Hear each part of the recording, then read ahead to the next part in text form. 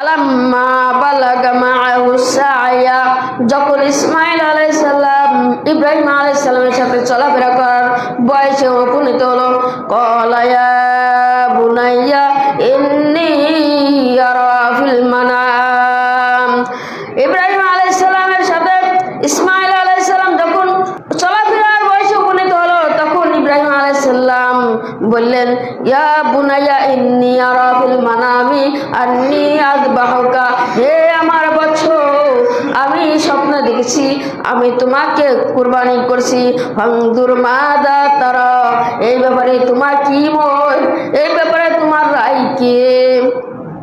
ক্বালা ইয়া আবাতি ফা'আল মা তু'মার সাতাজিদুনি ইনশাআল্লাহু মিনাস সাবিরিন। তখন ইসমাঈল আলাইহিস সালাতু ওয়াস সালাম বললেন, ইয়া আবাতি, হে আমার পিতা, ইফআল মা তু'মার, আপনাকে যে আদেশ করা হয়েছে তাই করুন। সাতাজিদুনি ইনশাআল্লাহ মিনাস সাবিরিন, ইনশাআল্লাহ আল্লাহ চাহে তো আপনি আমাকে ধৈর্যশীলদের মধ্যে পাবেন। সুবহানাল্লাহি ওয়া বিহামদি। কতটা ইমানের জজবা, ইমানের তেজ।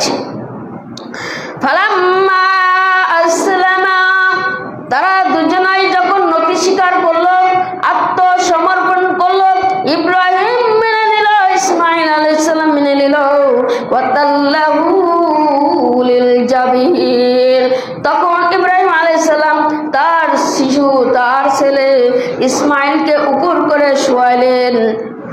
ওয়ানাদাইনাহু আইয়া ইব্রাহিম, ইব্রাহিম আলাইহিস সালাম তার সন্তানকে উপর করে শুয়ে তরবারি সালাত দেওয়া লাগলেন।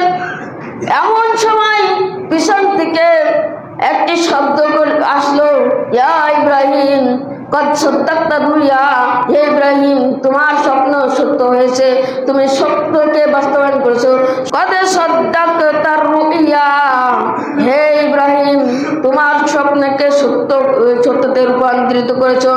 ইন্না কাযালিকা নাজিজিল মুহসিনিন, নিশ্চয় আমি এইভাবেই আমার মুহসিন বান্দাদেরকে প্রতিদান দিয়ে থাকি। ইন্না হাযা লাহুল বালাগুল মুবিন, এটাই ছিল সুস্পষ্ট পরীক্ষা। ইব্রাহিম আলাইহিস সালাম এই কঠিন মুহূর্তে, কঠিন পরীক্ষায় সাফল্যমণ্ডিত হলো। ওয়া ফাদাইনাহু বিযিবহিন আযীম, ইব্রাহিম আলাইহিস সালাম তার ছেলে ইসমাঈল আলাইহিস সালামকে কুরবানি করার সময় পিছন থেকে একটি শব্দ আসলো,